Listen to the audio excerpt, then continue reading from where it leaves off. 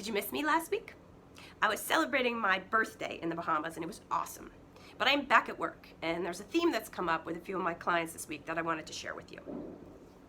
And the theme is the idea of trying to ignore ideas that are holding us back versus engaging with them. So what does that mean? For one of my clients, he has always experienced shame and guilt around creating art. He was given the idea by his parents that those are fun, frivolous habits and hobbies, but not serious endeavors. But he has this fire in him to create things, and he's had some real success as a filmmaker and as a creator.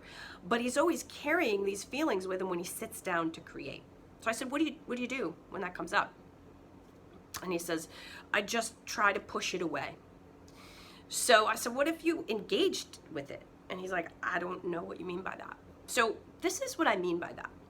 Ignoring it is essentially just like putting it outside the door, shutting the door, and trying to work knowing that you got a predator outside the door, breathing heavily, scratching at the door maybe, right?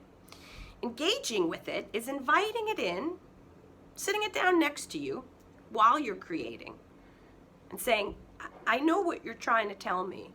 You're telling me that what I'm doing isn't valuable. But I disagree. I think maybe this is valuable. Why don't you sit here with me? And why don't we do this together? And I know this sounds a little bit hokey, maybe corny. I don't know. I guess it depends who's listening to this video, right? People have different ideas about these things. But this is a really effective strategy. Because locking it outside the door, what that's really like is like you've got these ankle weights on and you just keep trying to swim with the ankle weights on. Maybe you get where you're going, takes a lot more effort, or maybe you get tired before you get there and you stop and you don't get to your destination. But engaging with it is actually like taking those ankle weights off, reaching down, struggling to loosen them up and free them and drop them to the bottom of the water so that you can freely move on.